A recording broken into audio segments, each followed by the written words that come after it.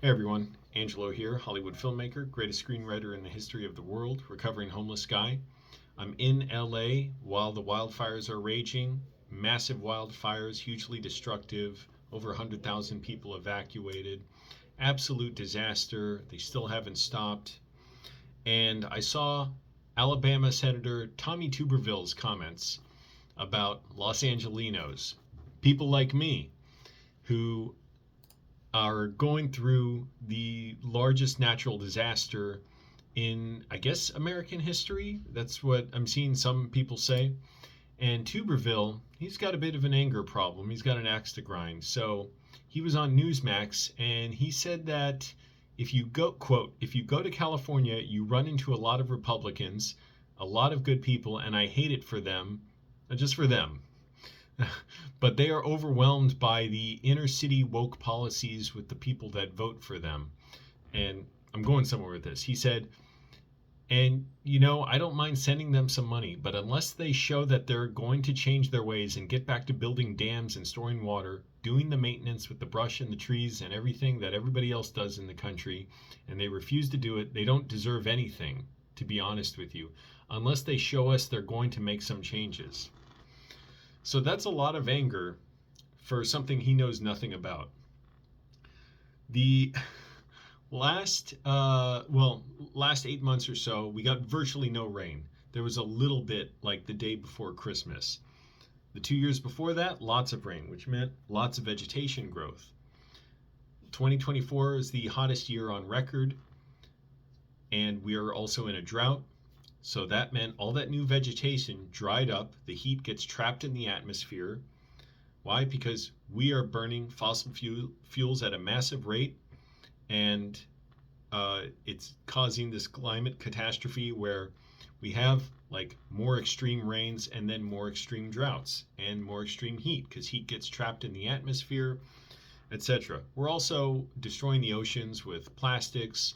We're poisoning the soil, poisoning the water supply, bleaching the oceans, emitting all kinds of toxins and metals through largely transportation, and I'm going to get to that one, with our car-centric infrastructure. And what happened this year, the Santa Ana winds came. They were very violent. I was riding my bike during them, and it felt like someone was grabbing the front wheel of my bike sometimes and jerking it left and right. So the Santa Ana winds blew, and however the fire started, we're not sure yet. It could be something like downed power lines from the wind. That wind spreads the embers, and those fires spread extremely rapidly because now there's tons of fuel for them. So there are lots of ways of mitigating that, lots of long-term ways we could have better prevented this kind of disaster, because California's had fires, but this kind of extreme event is unprecedented. And Tuberville, it's so strange. First of all, he's got a very bad temper. That shows you he doesn't know what he's talking about. He's projecting a lot onto people. He clearly has this like threat association in his mind that a lot of paranoid bigots do, and I'll get to his bigotry and his racism, where to him or to people like that, there's just an outsider group that is just bad. They're just bad. I don't know like what their motives are. It's like seeing someone cut you off in traffic. They don't seem human to you. You don't see a face, so you can project all the worst qualities onto them. Or it's even like seeing something amiss in your house or at the workplace and thinking, what the hell did my roommate or my coworker do? And you can think the worst things, like, oh, they were being selfish and lazy, and then find out, oh, like you talk to them and realize, first of all, you're going to talk to them with respect more than likely because you realize they're right there. And they may have had a reason for what they're doing, or it may have just been a simple oversight, and it may not be anything serious. But for paranoid racists like him and bigots, this is their world because they consume media that flashes images that create these like neural paths in their brain. We have neuroplasticity. Neural paths in their brain which associates certain images and certain patterns with threat, with anger. And for him, it's clearly this paranoid rage about woke people, woke being vaguely anything not white, cisgender, heteronormative, white supremacist, um, patriarchal society, U.S. hegemony. So it also is basically just hatred of black and brown people and trans people. So he thinks basically we don't deserve aid here, which is so strange because I've never considered or probably in my life I have before, and I'll get to that, but I don't consider as a condition for treating people with dignity, like giving them means tests for us and whether they're deserving. And it's also weird because he's blaming people for voting for Democrats. He's saying they keep voting for these Democrats. He said it somewhere here. Do I have the quote? Anyways, I saw another article with the quote. But they keep voting for Democrats, basically. And he said it's a small minority of them. So, for him, it's just this blanket rage. Too bad for Republicans. Why do you even live there? It's like a rage at them, too, for just a comment. Why don't you do something to squash this liberal order? And I am no liberal, by the way. You might call me a leftist, socialist, communist. I support ending all oppression, uplifting all oppressed peoples, no wars, dignity for all, healthcare for all, abundance, mass transportation, closing our military bases. Anyways, I'm getting ahead of myself. So he's putting this test on whether Californians should get aid or not. But it's weird because what does deserve mean? It's not illegal to vote for Democrats. It's not illegal to vote for virtually anyone as far as I'm aware, but at least for the lot of Democrats in power who in California, it wasn't illegal to vote for them. So this isn't punishment for some crime. It's really what it is I don't like you. And I can't settle this feeling in me of being ill at ease with how much I don't like you. So I want to inflict pain. Perfect encapsulation of conservative values. And how can I say that? Why would I say that? I was a conservative for many years. I grew up a conservative. I listened to so many hours of Rush Limbaugh, read his books in high school, Sean Hannity, Bill O'Reilly. I read a little of one of his books, didn't enjoy it. Tammy Bruce, Bernard Goldberg, Larry Elder, who ran for governor recently here. I even emailed Larry Elder. Laura Ingraham called into her show once. I didn't get on the air. So many thousands of hours of listening to these people. And even after I made a shift to being a progressive, I still had this fascination with the grotesque insular culture of conservatives and what I quickly saw as a more nakedly white supremacist movement within it, the alt-right. So I would listen to, even then after I became much more progressive and leftist, I still listened and watched pretty much exclusively right-wingers, and even I call it monitoring. I was not watching or listening because I was a fan, but monitoring white supremacist podcasts. And and I would recognize the continuum of where you are on the white supremacist spectrum, from full-on white supremacist to sort of white nationalist of some type to arch-conservative, conservative, and with each layer of that, there's as you go more extreme, it's more and more of blame the Jews, blame the Jews, blame the Jews. But as you go back towards the less extreme, more sort of societally acceptable version of conservatism, whoa, I can't even say it, is, no, we don't blame the Jews. It's just we believe that we're very inspired by the things that people who blame the Jews believe. So white supremacists believe that black and brown people and immigrants and trans people are being brought into this country or fostered into committing lots of crime here and destroying the white race slowly as part of a cultural suicide, and also directly through committing crime and demasculating men and depopulating the white race. And they believe that white liberals and liberal politicians are too afraid of enforcing the laws against them because, one, they want the suicide of the white race, but also because they're too afraid of being called racist, supposedly, to want to enforce the laws against criminals. And white supremacists believe that the people paying for these politicians to do this and the cultural messaging that is trying to induce this collective white suicide is the Jews. So Tuberville doesn't, as far as I know, he might explicitly say that, but he says some other comments that are completely inspired by white supremacists. So, where was it? I had a tab open. I have so many tabs open. So he said about reparations. Where the hell is it? Damn it, did I close it? I gotta open it again. He said some very ugly comments, basically equating the desire for reparations for descendants of slaves to supporting black criminals. That shows you the inability to distinguish. That is pure, like, prejudice on its face. And it's inspired by a racist ideology.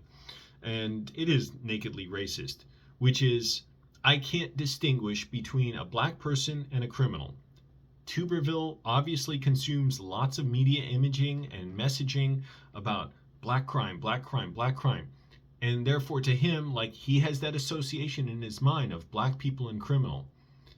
And it's based on what we count as crimes. It's also based on how the laws are enforced against certain communities and not others. It's based on popular media, how it depicts black people. He's not a thinking man. He's not like a studying guy who's going to look into this. Let me just pull it up now. I can't believe I closed it.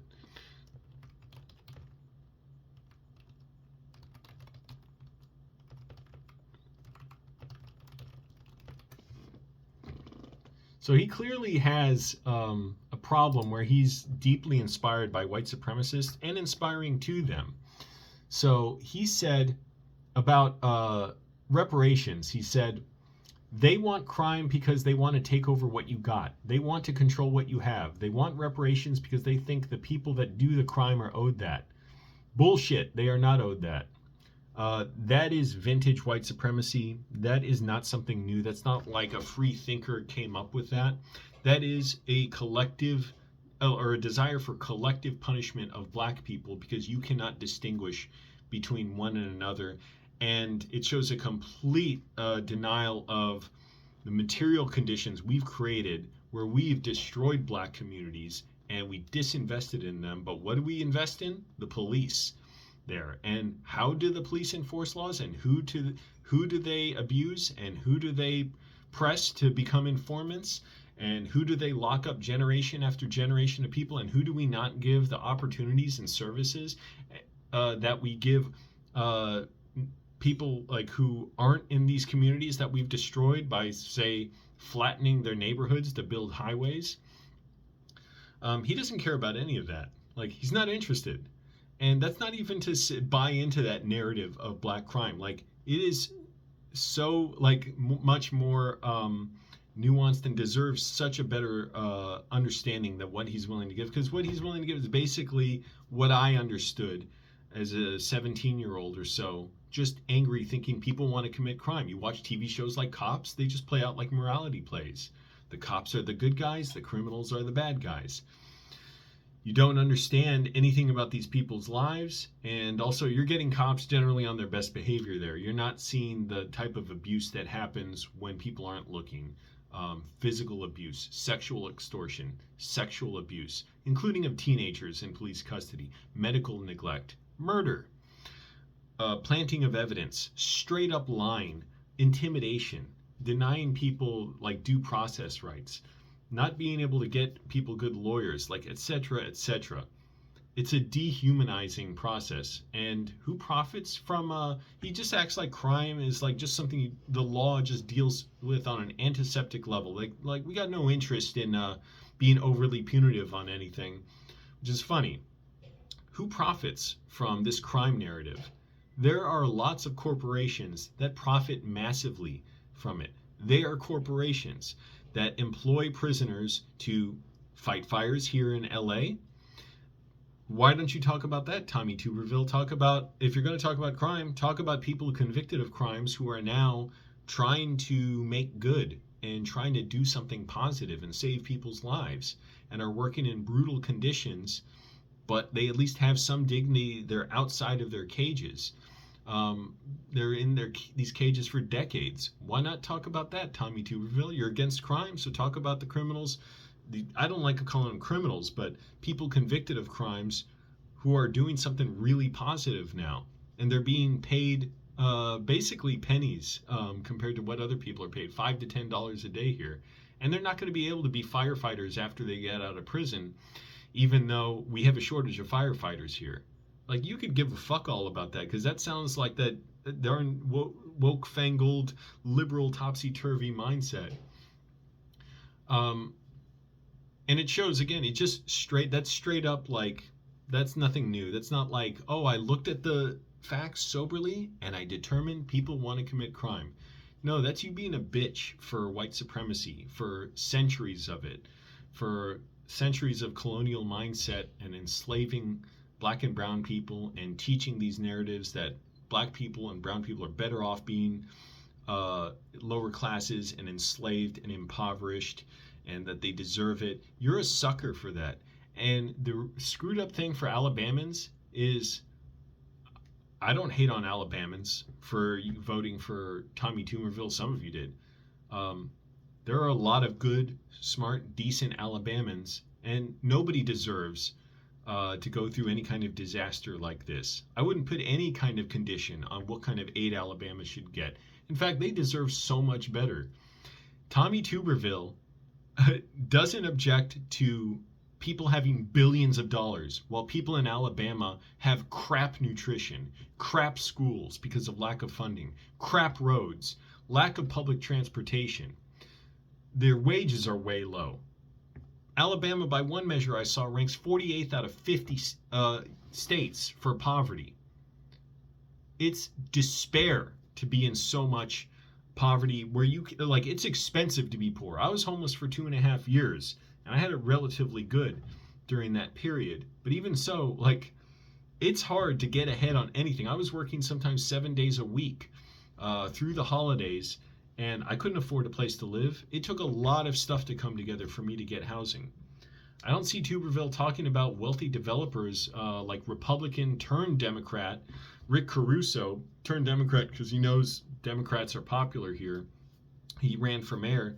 He's a billionaire exploiter, has like $100 million yacht. He owns a bunch of billion-dollar properties around here, including the Grove out in Hollywood area, West Hollywood. Nothing about that. Nothing about the exorbitant rents here. I didn't see him make any comments about wealthy landlords who are jacking up rents, trying to exploit people displaced by the fires, and including all renters, by 20 to 60%. There's one famous case of a house in Bel Air that went up 80%. The rent went up for a 4-bedroom house in Bel Air from something like $16,000 to $29,000. Nothing about that. Why would he not say anything about that? Oh, because Alabamans might know they're being fucked over on rent too, because of punks like Tommy Tuberville who don't want to rein in the landlord lobby, who don't want to rein in wealthy developers, who don't want people to be able to have more bargaining power at work because they know they're not going to go homeless if their job screws them over and doesn't pay them much. We have a higher minimum wage here in California. We have than Alabama. We have more job protections. We have a state healthcare system, Medi-Cal, that covers a lot of people here. Alabama, you're in desperation and poverty if you're a lot of people there. I say this with complete support and wanting to uplift them.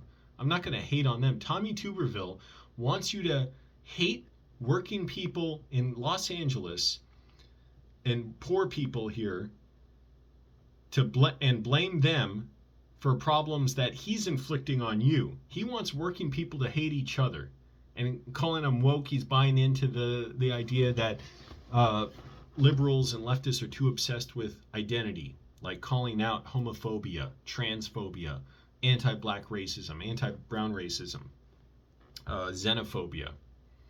These are all his favorite things because he's deeply inspired by centuries of white supremacy that taught that the less or the darker skin you are, the less Christian you are. And then there were even people like when black people were enslaved, the idea that they're better off being slaves, somehow it's good for their souls. And there were people who even argued that it's anti-white to free the slaves because they're just going to kill everybody. Um, People like Tommy Tuberville are a dime a dozen in racist dipshit history. So Tommy Tuberville wants you in Alabama to hate people in California for what he and other wealthy people are perpetrating on you in Alabama, robbing you. He wants to talk about what we did, crime. Inner city woke. He mentioned crime. Well, let's see what the police salaries are in Alabama. Starting, according to governmentsalaries.com, police salaries in Alabama start around $27 an hour. Average police officer salary in Alabama, $57,000 a year, a little over that. Los Angeles, this is from joinlapd.com. Average starting salary, $42 an hour, $88,000 a year. Now, I'm no fan of the police. So this is kind of playing you at your own game. You're the one screwing over your own people there. I think police are way overpaid. And as we can see, the police didn't help people with this. People are saying don't call the police asking for like advice or info about where to volunteer and get supplies and stuff. They don't know, which is weird. If there was some kind of criminal threat that was going to make over 100,000 people have to evacuate their homes, and a criminal like a gang that was going to burn down thousands of structures and homes, you would call for a major police response, would you not? If it was a foreign army, a foreign government, or some kind of terrorist group that was doing this kind of work, you would say, well, I don't know what you would say. Maybe you'd say, oh, we all deserve it. But I know, like, most people in Alabama do not get as good pay, or I don't know about as much, but a large number of people in Alabama, because of the massive poverty there, are not paid what cops are paid in Alabama. So if this was anything, you couldn't just pin on Democrats. In other words, if it was something that really spooked you, like the idea that a black person made you uncomfortable and therefore they must be a criminal and they want reparations because they want to do crime. That sounds like you want a massive police response for that. But when it's people like suffering and there's no specific person to blame, there's a lot of blame to go around, then it's nuts. Too bad. He doesn't care. So he wants Alabamans to blame Californians, a lot of whom are not wealthy. Trust me, a lot of whom live in Altadena that's burning and in the Palisades are not wealthy. They're renters. They're people getting by. They might be doing okay, just bought their home or have had a home for a long time. Doesn't mean they're super wealthy. It also doesn't explain why a lot of leftists like me aren't losing their homes because of the fire. But also, if and I'm not a big defender of Democrats, like Newsom, talking about climate change, he expanded oil drilling here. Screw him. He killed measures for safer transportation. He signed some, but he killed some, and he hasn't been nearly as proactive as he should be for making for transportation, like public transportation, and being able to get around on bike and walking, and without basically owning a car, so that we don't emit as much carbon into the atmosphere. Transportation here is a major, if not the most great contributor to greenhouse gases in LA, because we're such a car-centric town. Karen Bass, she gets some blame too, but it's funny. You talk about woke inner city crap. She is garbage on the police matter. Her budget increased police funding by $126 million last year. And yeah, it cut $17 million from firefighters. Clearly a bad priority. She should be held to account for that, and she should be shamed about the police stuff, because this police funding, some of the positions they're not even going to fill. We didn't need more police here for this. Like, this is bogus. The idea that the police are making us safer. Not to mention the conditions in the LA County Jail and all the types of abuse I talked about and the dehumanizing conditions there, and how that doesn't help people. Um, and housing policy. Although Karen Bass, to her credit, she declared a state of emergency on housing or homelessness and has worked to get a lot of public housing made. But if it's just Democrats, well, there's another type of disaster or huge event we get here a lot that hasn't negatively affected us. Earthquakes. We get earthquakes a lot, and yet there's virtually no damage to any of our structures. Why is that? If Democrats are so bad at their policies, why is it that earthquakes they're good on, but fires they're bad on? And it's not that I exonerate Democrats either. Like I said, they deserve tons of blame.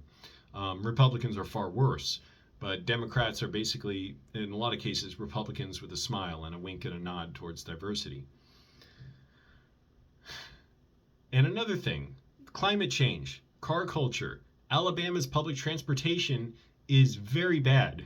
If you live in Alabama and you can't get around with a car, if you're of a certain age, you can. If you have a disability where you can't afford it, you just have certain cognitive issues. You shouldn't be driving. If you're just not a safe driver, if you're too young to drive, basically means you're a prisoner in your home in a lot of cases. Because having to pay $10,000 a year or more, cough up this money to auto executives and oil executives in order to just be mobile is hugely burdensome on people. It kills a lot of people. It kills 42,000 people a year in this country. Tuberville, where the fuck are you on that? You care about Americans? And you condemn them to death in cars, these steel capsules that are impoverishing cities and polluting our atmosphere? By the way, about the public transportation, we actually have pretty good public transportation in LA. It could be a lot better. Like, this is relative in the scheme of things in America. I call it bad in some ways, but it's actually pretty good. I take the metro a lot. I ride the bus pretty frequently. I ride my bike every day. I rollerblade around here. There are like 1 million trips a day on the metro now. It's finally rising up to about pre-pandemic levels. Our metro system is getting a huge expansion leading up to the 2028 Olympics and afterwards. We're building new metro lines, extending metro lines. We're not paying the metro operators enough. We should pay them more because we need to hire more to get more frequent service. But we're building out bus lanes, bike lanes kind of slowly. Metro lines, we are building them pretty quickly. Opened up a new K line, and we're going to have a stop going to LAX soon. That's amazing. We're building 9 miles out east from Monrovia to Pomona. There's a lot going on here. Where the fuck is Alabama on helping normal Alabamans get around if they can't afford a car or shouldn't drive or can't drive for any of the reasons I mentioned? I mean, okay, so I'm sorry, I'm getting ahead of myself again. So one of the biggest things we can do to reduce carbon emissions, which I know Tuberville doesn't believe in, he doesn't give a fuck about people suffering for that. And again, he's not going to listen. He's not going to learn about it. The reason I changed is because I listened to people and I actually respected their experiences. And I realized there's a whole world of experiences out there aside from what I had being sheltered in the suburbs of Northern Virginia growing up.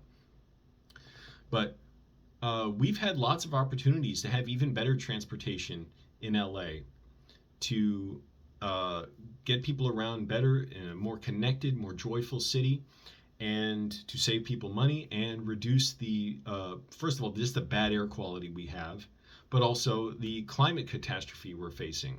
But who cut federal funding when they were president to California for transportation? Ronald Reagan. So when the A line opened, instead of having the money to make it a heavy rail line like what you have all through the DC area where I'm from, that can go fast, has large cars, and goes underground, and many cars, train cars together. Instead, we got a light rail line, which has much less capacity, goes slower, it's on surface streets, it has to stop at traffic lights. And then before that, when he was governor, who cut transportation funding then as well when the plans to build a metro system in the first place were being made? Because the metro didn't get built in LA until 1990. Governor Ronald Reagan. So a Republican fucked California.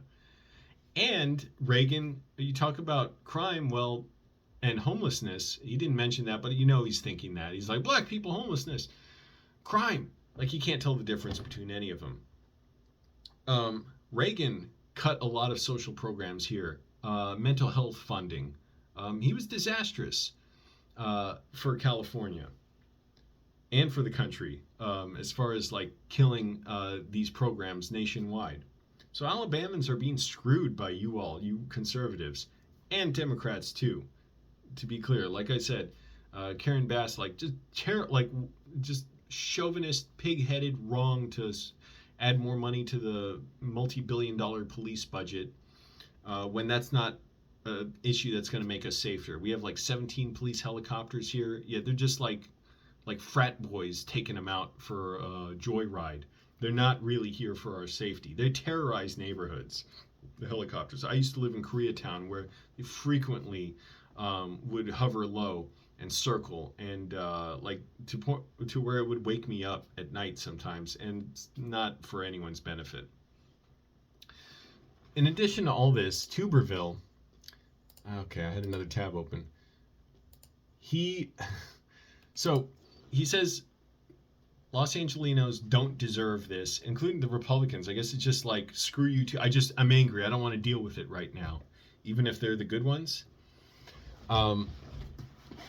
Be careful, Tuberville, because a lot of people in Alabama, like, they may profess to be conservative, but they're like me. They're malleable. They can change. And they're easily changed when they realize, like, oh, there's more to this world than just this propaganda I'm being fed by Newsmax and Fox News and conservative radio show hosts. Other radio show hosts, by the way, I listen to like many, many hours of hundreds, if not thousands of hours of Mark Levin, Dennis Prager, Eric Harley, and Gary McNamara. They do Red Eye Radio, two of the most racist radio hosts I've ever listened to. Chris Isaac. The California ones were the most shockingly like hateful and xenophobic in the mornings, but I didn't get their names when I used to listen to them. And I'm like, oh, I see very clearly this continuum of white supremacist views across conservative media. So Tuberville doesn't believe in aid or he believes in like, you have to be morally worthy to me to get aid for disasters to rebuild in California. Presumably he's not worried about the people illegally raising rents here because it's illegal. There's price gouging laws that says landlords can't do this. So he's not talking about that. So it's clearly not an issue of like his integrity. It's, I'm pissed off. But he voted to give billions in aid to Israel. I'm looking at it here. He voted to provide, or he continued to show support of Israel by joining U.S. Senators Roger Marshall, J.D. Vance, Mike Lee, Ted Cruz to introduce Israel's Supplemental Appropriations Act 2023. The legislation would provide $14.3 billion to Israel, including $10.6 billion for assistance through the Department of Defense, etc., a few other breaking it down the funding. So in other words, Tommy Tuberville is more willing to send aid to Israel to commit all-out war against Palestine, because I'm sure for Tuberville, the racism doesn't start and end with black people. It's, for him, it's like Palestinian, Arab, Muslim, Hamas, Hezbollah, can't tell the difference between any of them. He is more willing to send billions of your money out to Israel to commit war, which is also, aside from the pain and death it's causing, is a huge climate catastrophe contributor. And it's not going to end well. Like, it's just going to destabilize the region even more. Like, this is not a workable solution for Israel either, and Israelis. He's more willing to do that than protect people here. That tells you where his humanity is, which is he doesn't have it. He's a joke. He's a turd. In conclusion, Tommy Tuberville, what's his name? Yeah, Tommy Tuberville is a bitch from Alabama, but Alabamans deserve better. So let me know what you think. Thanks for watching.